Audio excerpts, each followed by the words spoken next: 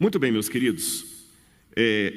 Anúncio feito, eu gostaria de agora falar um pouquinho com vocês sobre a palavra de Deus. Eu quero que o Espírito Santo fale ao seu coração agora, onde quer que você esteja, de que maneira você estiver. Um dos versículos mais lindos da Bíblia, que fala sobre o amor de Deus, eu até intitulei esse sermão, O Amor de Deus, uma verdade surpreendente. Porque eu acho que para muitos aqui eu vou falar algo sobre o amor de Deus, que mesmo quem já é crente velho de casa, talvez vai se surpreender. O livro de João, capítulo 3, versículo 16, é o Evangelho resumido num versículo. Foi o primeiro verso que eu decorei quando eu conheci a Bíblia. Mas mesmo decorado, é bom você abrir a sua Bíblia ou acessar no seu smartphone e ler comigo. Evangelho de João, capítulo 3, versículo 16. Porque Deus amou ao mundo de tal maneira que deu o seu Filho unigênito, ou seu Filho único, para que todo o que nele crê não pereça, mas tenha a vida eterna. Meus queridos, esse sermão, esse verso, ele é tão forte, que eu conheci uma história trágica, mas com um final surpreendente. Um falecido teólogo adventista, chamado pastor José Monteiro, os mais antigos da igreja devem se lembrar dele, foi professor de uma escola irmã que ficava lá em Belém de Maria, em Pernambuco. E esse pastor era um gênio. Ele foi para a Universidade de Andrews, nos Estados Unidos, fazer os seus estudos mais graduados, e ele tirava as maiores notas da Universidade de Andrews. E houve um acidente automobilístico com ele, que ele teve um traumatismo craniano e perdeu 70% da capacidade mental dele. Eu testemunhei o que vou dizer para vocês. Eu fui visitá-lo lá no ENA, com a esposa, e a esposa me contou, e ele começava a chorar toda vez que contava essa história, que depois do acidente ele entrava na biblioteca dele e ficava um tempão lá dentro. E quando contavam que ele era professor daquelas matérias, e um dia a esposa o viu lendo um livro demorado, e ela falou: "Venha, meu amor, não é que eu estou vendo aqui, mas é coisa tão profunda." E ela falou: "Meu bem, foi você que escreveu esse livro." E ele chorou e falou: "Eu não sei como é que eu escrevi isso." E dizem que quando o pastor José Monteiro voltou do coma, a única coisa que insistentemente ele lembrava era São João 3,16, em grego. Eu disse que ele perdeu 70%, não 100%.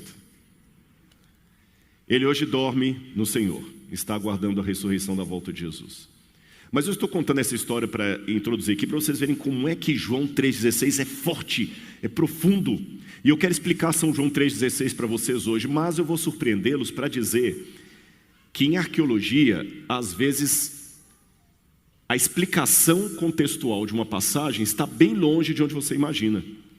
Para entender São João 3,16, eu tenho que ir no livro de Números. Sabia disso? Para eu explicar para você São João 3,16, eu tenho que primeiro colocar São João 3,16 na prateleira, voltar lá no livro de Números, ver o que aconteceu no livro de Números, depois nós voltaremos ao texto de São João 3,16 e vamos entendê-lo.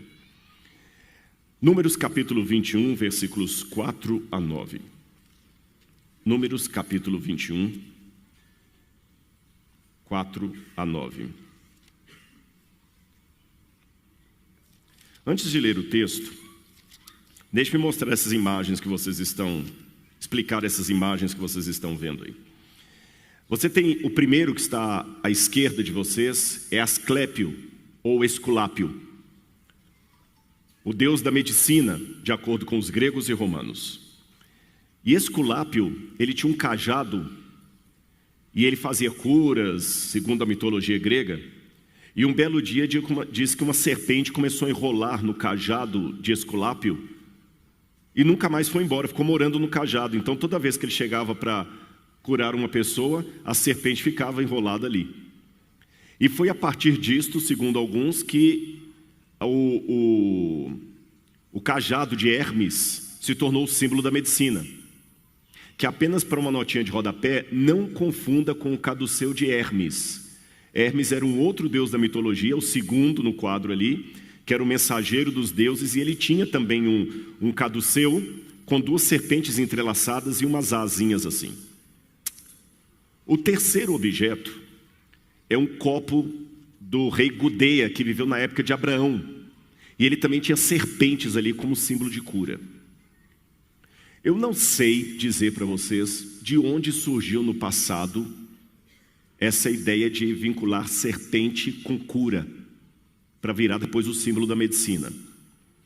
Mas curiosamente, ou coincidentemente, aqui no texto de Números, uma serpente vai ser o símbolo da cura. Vamos ler agora? Números capítulo 21, versículos 4 a 9. Abriram a Bíblia aí ou acessaram no smartphone?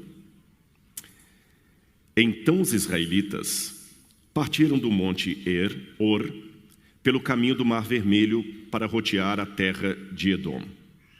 Mas o povo se tornou impaciente no caminho e falou contra Deus e contra Moisés, dizendo: por que vocês nos tiraram do Egito para que morramos nesse deserto onde não há pão nem água? E estamos enjoados dessa comida ruim. Detalhe: a comida ruim era o pão que Deus provinha. Então o Senhor mandou para o meio do povo cobras venenosas, que mordiam o povo, e morreram muitos do povo de Israel. Então o povo foi a Moisés e disse: Moisés, nós pecamos porque falamos contra o Senhor Deus e contra você. Ore ao Senhor pedindo que tire de nós as cobras. Então Moisés orou pelo povo, e o Senhor disse a Moisés: faça uma serpente e coloque-a sobre uma haste. Quem for mordido, olhe para ela e viverá. Moisés fez uma serpente de bronze e a pôs sobre uma haste. Quando alguém era mordido por uma cobra e olhava para a serpente de bronze, ficava curado. Ficava curado. Interessante, o povo estava no deserto. A maior prova que eu tenho de que milagre não conduz à fé é que o povo de Israel viu um monte de milagre e mesmo assim adorou o bezerro de ouro e praticou isso aqui. Tem pessoas que dizem como Tomé: se eu vir, eu crerei. Mas mesmo vendo, você pode não crer.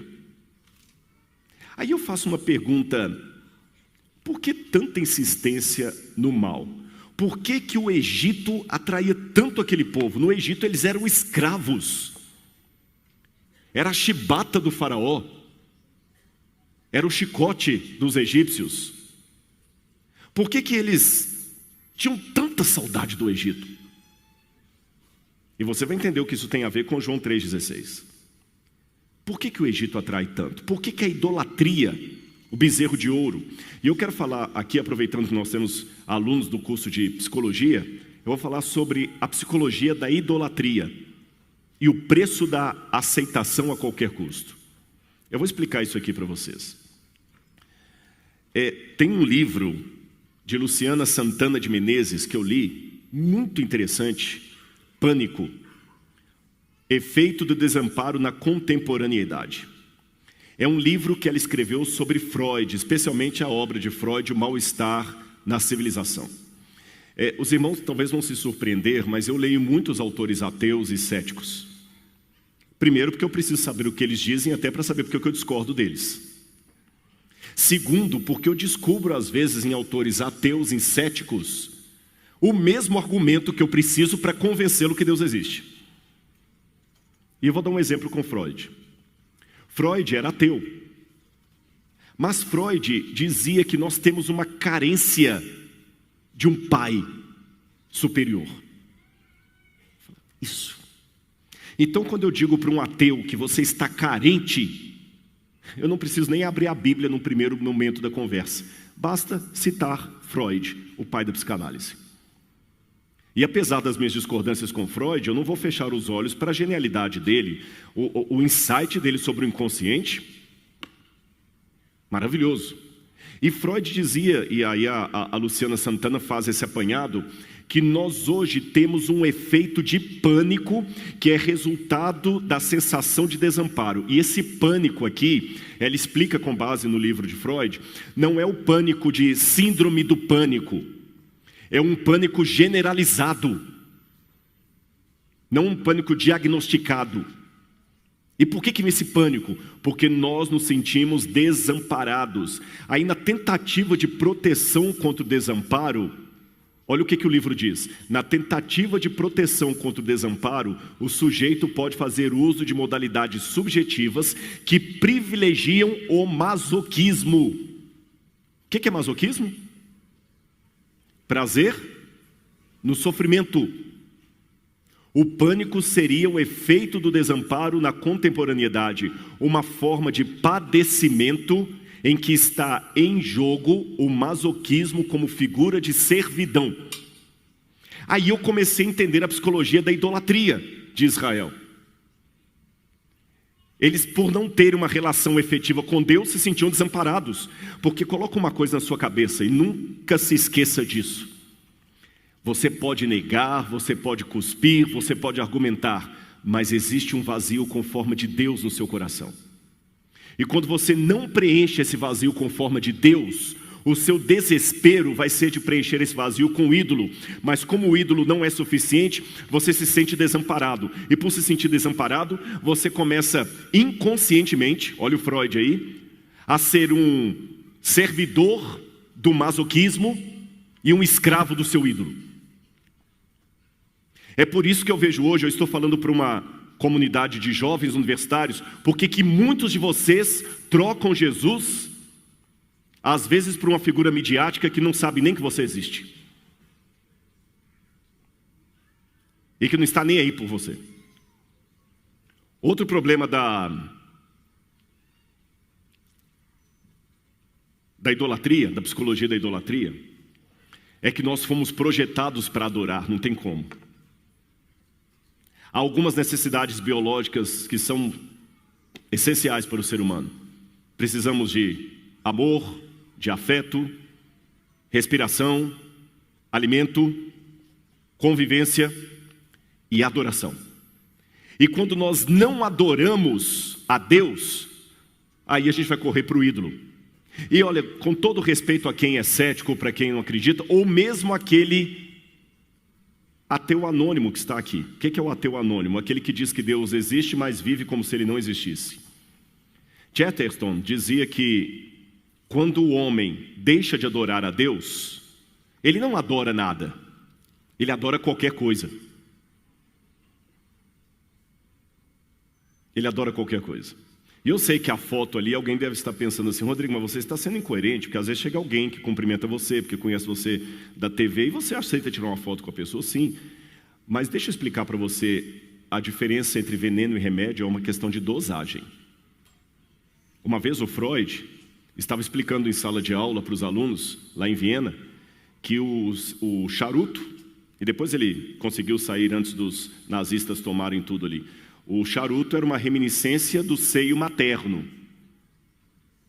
Aí depois os meninos viram Freud fumando um charuto. Mas professor, o senhor não falou que o charuto é reminiscência do seio materno? E ele falou assim, o bom psicanalista é aquele que sabe os momentos em que um charuto é apenas um charuto. Quando alguém se aproxima de mim, olha, obrigado, eu conheço e tudo, eu trato bem porque eu preciso de uma vida inteira para ganhar o seu coração e 1 segundo de arrogância para perder tudo. Vocês entenderam? É uma responsabilidade muito grande. Mas isso é diferente de você começar agora a se sentir o tal e os outros também endeusarem você. E o que eu estou dizendo é que se você foge da adoração a Deus, você vai querer colocar qualquer coisa no lugar de Deus. E sabe qual que é o problema quando você perde a fé? Eu vou falar um paradoxo aqui para vocês. Quando a pessoa perde a fé, ele começa a acreditar em qualquer bobagem. Eu disse que é um paradoxo. Se ele perdeu a fé, como é que ele acredita? É um paradoxo. Quando você perde a fé, você acredita em qualquer bobagem que dizem por aí. E o grande problema, meus queridos, é que nós parecemos com aquilo que nós referenciamos, seja para nossa ruína ou por nossa restauração. Quem disse foi Greg Bill. Ninguém é moralmente melhor do que os deuses que ele adora. E você é simplesmente a soma das 10 pessoas que você mais admira e com quem você mais convive. Olha essa cena aí. Eu coloquei de propósito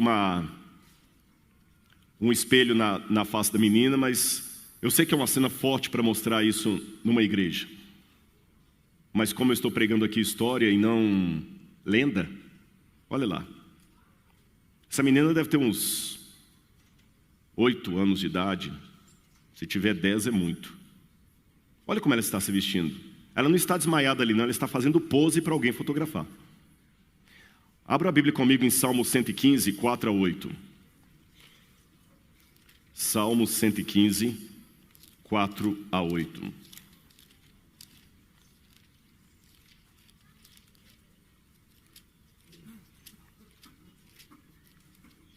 Eu vou ler aqui na minha tradução. Os ídolos das nações são prata e ouro. Talvez eu diria, os ídolos da atualidade são música e rebolado. Obras de mãos humanas, obras de agentes humanos. Têm boca e não falam. Têm olhos e não veem. Têm ouvidos e não ouvem. Têm nariz e não cheiram. Têm mãos e não apalpam. Têm pés e não andam. Som nenhum lhes sai da garganta. E mesmo assim, o povo de Israel se volta para eles. Aí eu quero agora fazer com você um projeto. Nós também temos alunos de história aqui. Mais importante do que estudar a história, eu acho que o professor Osocal não vai ficar chateado comigo com o que eu vou dizer, não. É importante estudar a história, professor. Porém, superior a estudar a história é conseguir ser uma testemunha da história. Porque nós só conseguimos perceber a história quando ela vira livro, vai para a prateleira, ou documentário do Netflix, ou alguma coisa. Mas quando aquela história acontece ao vivo e a cores, a gente não percebe. Querem exemplos? É muito fácil você perceber uma cena de misoginia na internet, num filme, num documentário. Mas quando uma cena de preconceito contra a mulher acontece ao vivo e a cores onde você está, a menos que você seja mulher, você não vai perceber. E mesmo assim, se você for a mulher que está recebendo o assédio, porque às vezes até a outra vai falar assim, para com isso. Quantas vezes eu já vi situação de racismo e aí a pessoa fala, cara, Rodrigo, complexo de inferioridade sou eu. Mais importante do que estudar a história, é importante estudar a história, porém superior a isso é ser testemunha dela. Vocês sabem, Burke falava que aqueles que não estudam a história passada estão fadados a repeti-la, principalmente nos erros. Então vou falar com vocês por que Israel caiu na psicologia da idolatria, o que isso tem a ver com João 3,16. Vou fazer uma pergunta para a igreja e quem está assistindo de casa também responda aí da sua casa, tá bem? Responda também, participe com a gente aqui. Na época patriarcal, Abraão, Isaac e Jacó, qual que era a principal glória de um homem? Responderam certo, mas foram poucos que falaram. Qual era a principal glória de um homem na época patriarcal? Ter filhos. E os deuses eram reflexo do que é mais genial entre a sociedade humana. Essa era a crítica de Aristóteles e Sócrates, principalmente, aos deuses do Olimpo, porque eles eram reproduções daquelas paixões humanas elevadas à potência máxima. Então, se a glória dos homens é ter muitos filhos, os deuses têm que ter o quê? Filhos. Pensando agora de uma maneira bem descarada, para alguém que não tem moral nem bons princípios, qual a segunda glória de um homem? Muita mulher. Aí você vai para a mitologia grega, quem que é Zeus? Um homem tem a Hera, a esposa dele, um monte de amantes e filho em cada esquina.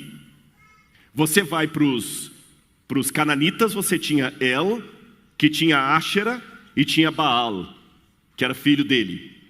Você vai para os egípcios, você tinha Osíris, que era casado com Ísis, pai de Horus. Aí você vai para os hebreus, Yahweh, solteirão. Conseguiu entender? Outra coisa, como é importante um totem, um amuleto. A maioria de vocês, quando criança, tinha aquele cobertor nojento, todo fedido, que não podia lavar, a naninha. Os que riram primeiro é porque até choraram, até lembraram, a naninha. Eu já vi pai voltando para casa porque esqueceu a naninha, senão não podia seguir viagem.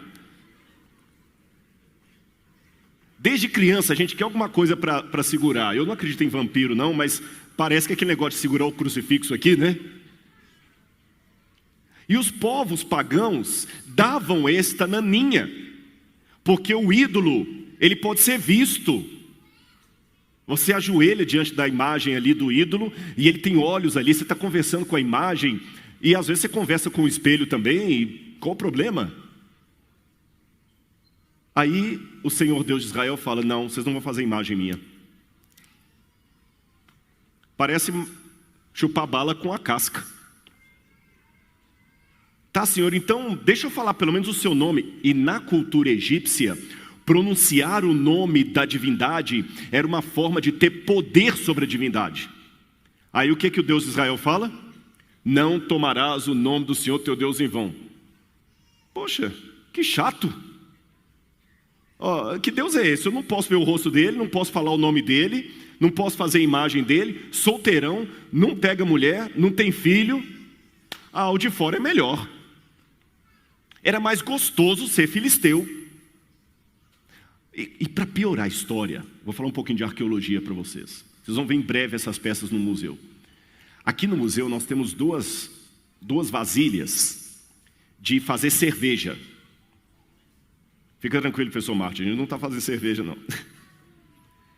Uma vasilha de fazer cerveja é filisteia. Ela toda bonitinha, toda trabalhada. Toda trabalhada. A doutora Janaína já classificou, guardou para a gente lá, está guardadinha. Toda trabalhada. A outra é mais rústica. Eu já falei que a filisteia é a toda trabalhada. A mais rústica vocês acham que é de quem? Os hebreus. Sabe a Louis Vuitton original e a da 25 de março? Os hebreus faziam a da 25 de março. A tecnologia do ferro estava na mão dos de lá. Gente, era muito mais da hora ser filisteu. É porque vocês leem a Bíblia talvez fora de contexto e talvez não pegam essas coisas. Eu que trabalho com arqueologia sei o que estou falando. Estou tirando a parte espiritual, tá? No sentido social da palavra, pastor Toninho, era muito mais legal ser filisteu. A televisão dos filisteus era melhor, de qualidade, qualidade técnica, que eles tinham ferro, a gente não tinha ferro. Eles eram muito mais famosos, e eu confesso para vocês que além de arqueologia, eu também estudei filosofia. Eu já me perguntei, por que Jesus não nasceu em Atenas? Que a gente tem Paulo, eles têm Aristóteles, tem Platão, Sócrates. Mas curioso, nós temos mais filósofos ou mais cristãos no mundo? Era muito melhor ser de fora. Agora, saindo do período do bronze, que é a época disso aqui que eu leio, da serpente, e vindo para hoje, qual seria a tentação filisteia de hoje? É claro, óbvio, que é muito melhor você admirar a Anitta do que admirar um cantor da igreja. É óbvio. Empresária, faz tudo, mas é um ídolo. E jovem estudante do UNASP, você não pode cogitar entre dois senhores. Você não pode pegar a Bíblia apenas o que te interessa. Eu entendo, se eu tirar a minha visão espiritual e moral, eu entendo. Riane, ela tem muito mais recurso técnico do que você. A banda dela é muito melhor do que a sua. ela vai ter muito mais views do que você. Karina sabe o que é deixar o mundo da mídia para se tornar crente. Como é que muitas colegas que atuaram com você assim, você está ficando louca? Até tenho certeza que alguns já até preveram. Vamos ver quanto tempo a Karina vai continuar nessa vidinha de crente aí. Tenho certeza que já ouviu isso aí. Você sabe o que é do lado de lá. Um dia eu quero te trazer aqui, professor Martin, se você aceitar, Karina, para você dar um testemunho para os jovens. O que é o mundo da mídia? Aquele mundo por detrás do palco. Eles só estão vendo o mundo do YouTube. Acho que eles têm que conhecer o outro lado. Se você aceitar um dia, eu quero que você venha aqui para dar o seu testemunho. Em nome de Jesus. Você conhece o outro lado. Cuidado com as luzes. Cuidado. Olha, eu gosto muito de... Deixa eu ver uma coisa que eu gosto. Meu bem, me ajuda aí. A cachorro, mas eu queria algo de comer. A cachorro quente. Que pareceu o Hitler ali. Mas cachorro quente com salsicha dá super bom. Ah, desculpa aí. Não. Mas eu não vou comer um cachorro quente que está no lixo. Mas ele está limpinho. Ignora o redor, pega só o cachorro quente. É isso que muitas vezes querem insistir com você. Ah, eu sei que tem pornografia nisso aqui, mas ela canta tão legal. Eu sei que tem coisa que é contra Jesus aqui, mas qual é o problema? E jovens, eu já estou cansado, porque a gente vive num mundo que tudo hoje é proibido. Eu posso ser cancelado amanhã, porque amanhã talvez a Novo Tempo possa ter que tirar o Evidências do ar, porque eu falei uma frase que nem foi nada contra os princípios da igreja, mas porque foi contra os princípios que estão postos hoje, e a pressão vai ser tão grande de processo, por causa de uma frase mal falada. Agora, se eu falar alguma coisa contra esses princípios, você vai me cancelar. Mas se eu falar contra Jesus, você vai continuar me admirando? Se eu cuspir na Bíblia, você continua me achando cara? E cuidado, vocês já viram essa imagem antes? Lembra o que eu falei, professor Helder, de estudar a história e além disso interpretá-la? É fácil hoje olhar para essa imagem e falar, esse homem era um demônio. É fácil hoje questionar o nazismo. Mas olha aqueles jovens ali saudando o Hitler, o Führer. Todos iludidos, achando que ele era o salvador da Alemanha e do mundo. Olha para mim aqui agora, deixa o Hitler um pouquinho lá. Você acha que é tão mais esperto do que aqueles garotinhos alemães, a ponto de não ser iludido por um novo tipo de hitlerismo que ocorresse hoje? Cuidado. Hoje é fácil falar assim, olha que bando de idiotas, saudando o outro idiota. Hoje é fácil falar, mas o diabo é esperto. Você sabe como mata um sapo fervido, né? Essa história é antiga. Você não vai jogá-lo na água fervendo de cara, você vai colocá-lo na água e fervendo aos poucos. Tem um outro livro que eu recomendo vocês a lerem, de Ernest Becker, sociólogo. Ele escreveu A Negação da Morte. E ele fala que quando ateus e secularistas convenceram o mundo de que Deus não existe, que não tem paraíso, e das duas uma, ou eles convenceram o mundo que Deus não existe, ou fizeram parecer que esse Deus é um futuro distante que nunca vai chegar. Porque cuidado, tem duas maneiras do diabo convencer vocês.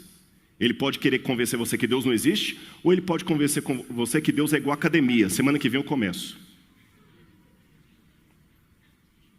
Aí, o que nós colocamos no lugar de Deus? É o que eles chamam de romance apocalíptico. Olha a foto como os filmes apresentam hoje. Hoje nós temos a ideia de que nós queremos ser heróis e ter os nossos heróis. Só que isso não vai preencher o vazio. Nós temos um vazio com forma de Deus. E C.S. Lewis disse, se eu encontrar em mim um desejo que nenhuma experiência no mundo pode satisfazer, a explicação mais provável é que eu fui criado para outro mundo.